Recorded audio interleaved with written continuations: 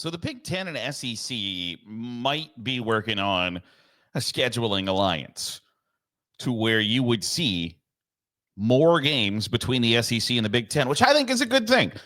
Better games are a good thing for college football. If you look at the non-conference slates for a lot of high-profile programs, very rarely do you go like, oh my gosh, wow, holy cow. It just doesn't really happen all that frequently. You might have a game that was well-intentioned when it was scheduled, where you play somebody that 10 years ago would have been like, holy hell, and then now it, okay, whoop-de-doo.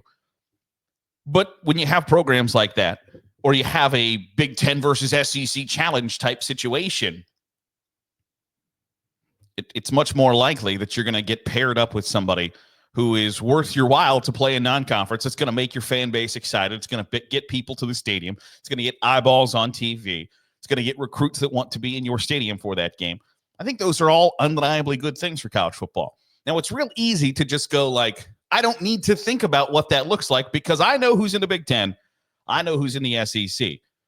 But when you start to connect the dots of what games could happen the first couple of weeks of the season compared to what we get right now, I think that's really interesting to look at. So I went through and made mock matchups of like, here is what a Big Ten versus SEC challenge on the gridiron could look like. So we'll start with games that would be like at SEC at Big Ten. LSU at Ohio State, two big, passionate fan bases who can bicker and argue about who really gets to stake the claim of Joe Burrow. That would be an awesome series. Texas A&M at Michigan State. You can call it the Little Brother Bowl. That's a shot at both teams. Not fair. Georgia at Oregon. Missouri at Illinois. Missouri at Illinois feels like that could be a natural rivalry. South Carolina at UCLA. I know that UCLA's uniforms, when they play at home versus SC, look great. Then you're playing SC. You can figure out if UCLA can lose to SC twice in one season. Florida at Washington.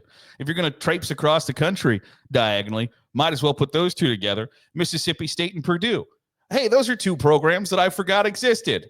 Awesome. And then Arkansas and Minnesota. You guys can go back and forth and argue about who was better at football in the 1930s. It'd be really cool. Plus, it's one of those, like, there's a big, I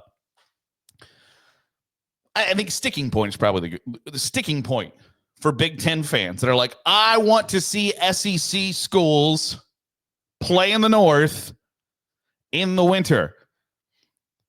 Minnesota, it's almost always winter. That's a joke, but it's the coldest I've ever been. I was in Bemidji, Minnesota a couple of weeks ago. And as I was going to the airport, like as I'm in the airport to go up to my flight, they say, oh, hey, by the way, don't touch the handrails on the jet bridge because you'll get stuck like the kid from A Christmas Story, because it was a negative 35 wind chill outside and they don't heat those bad boys up.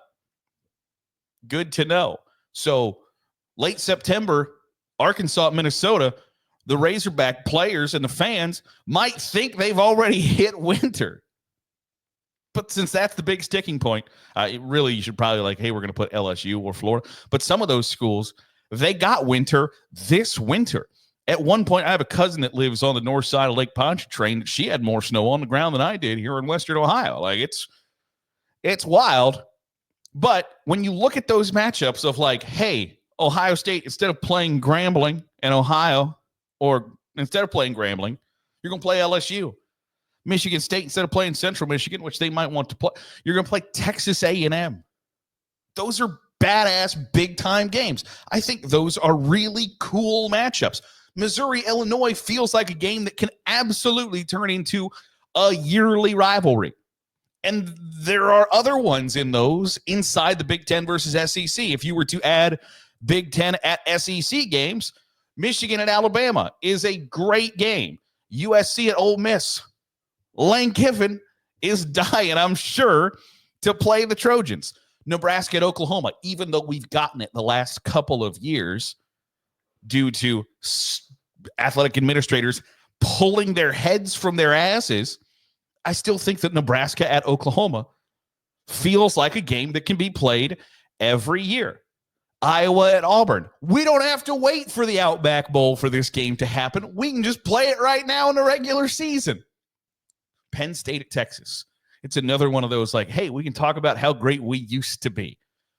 But you can't tell me that Texas fans wouldn't be more excited to see a school like Penn State come to their stadium, come to Austin, or Texas go to Penn State rather than play insert group of 5 school here. Wisconsin at Tennessee. 2 programs that have been at the cusp of getting over the hill over the course of the last 25 years or so. Indiana at Kentucky. Northwestern at Vanderbilt. Battle of the academics, baby. Get those smart kids going up against each other.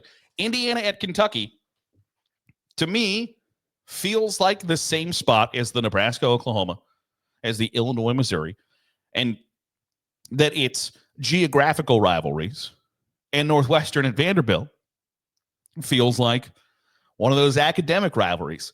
They are going after the same students. They are worried about the same kids coming to their programs because they're looking out for brainiacs. So when you put all of those things together, when you say, hey, because it's easy right now to just say, okay, the big teams in the Big Ten are Ohio State, Michigan, Penn State, Nebraska, Iowa, Wisconsin, USC, Oregon. The big schools in the SEC are Florida, Georgia, LSU, Texas, Texas A&M, Oklahoma, Tennessee. But when you really sit down and look at it, and when you go, these are legitimately possible, maybe even probable matchups, doesn't that get you just a little bit antsy in your pantsy that you want to see this rather than another SEC versus FCS school, another Big Ten versus Group of 5 directional school? I don't have a need to see that. If you look back at the biggest upsets of the 2024 college football season, is one of those cases on there? Sure. Northern Illinois beat Notre Dame. Outside of that, it was Alabama lost to Vanderbilt. Ohio State lost to Michigan. Louisville lost to Stanford. Alabama lost to Vanderbilt. Alabama lost to Oklahoma. You can keep going down that list. Ole Miss lost to Kentucky.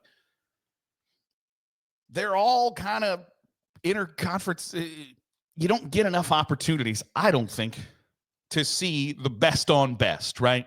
You don't get to see regular season top 5 out of conference matchups, top 10 out of conference matchups, because in the past, it has not benefited anybody to play those games. You lose, you're out of the college football playoff race. I've mentioned this before, but Bob Stoops, somebody had said to Bob Stoops one time, like, well, you know, you're going to get rewarded for playing a good non-conference schedule. And he laughed and was like, I'll believe that when I see it. And through the 14 college football playoff, nobody ever really got benefited from playing a tough non-conference schedule. And it was the chief argument for Alabama after they didn't get their way in the 12-team playoff was, well, I guess we're never going to play a good, tough non-conference schedule ever again. You didn't play a tough non-conference schedule in 2024. The teams you lost to stunk. And that's why you didn't get into the college football playoff. You lost to Vanderbilt. And you lost to Oklahoma, who were not good. Non-conference scheduling has never really benefited anybody. And maybe that's the one bright side if the SEC and the Big Ten demand that they get 4 automatic spots to the college football playoff. That, hey, we'll be better off to schedule big-time non-conference games. How easy it is to change the perception of the average college football fan, because there are people who believe that the 2024 season sucked because Notre Dame and Ohio State met for the national championship, and arguably 2 of the biggest upsets of the season happened to those 2 schools, and they got to rectify their issues. It didn't completely derail their seasons. Now, I'm never going to be in favor of one loss completely derailing your season, especially a loss that happens in September. Like, the idea that you're the same team in September as you were on January 20th feels ridiculous to me. But that's the mindset of the average college football fan. So if we can get to a point where somebody going 9-3 in the regular season But instead of playing the Citadel, they played Michigan. Instead of playing Mercer, they played Ohio State. I think the sport is undeniably better for it and is in a much better position to see those big-time matchups that are going to draw eyeballs to college football. Want to know your thoughts. Who are your dream Big Ten versus SEC matchups? Would love to read them in the comments below. That'll do it for today's episode of the Daily Huddle. Appreciate you making us a part of your day, however it is, wherever it is you're doing so. If you're watching on YouTube, hit the subscribe button. Make sure you're getting all the great college football content we're pumping out. If you're listening on the podcast feed, drop a 5-star review. It goes a long way in helping out the channel. I'll see you tomorrow for another episode of the Daily Huddle.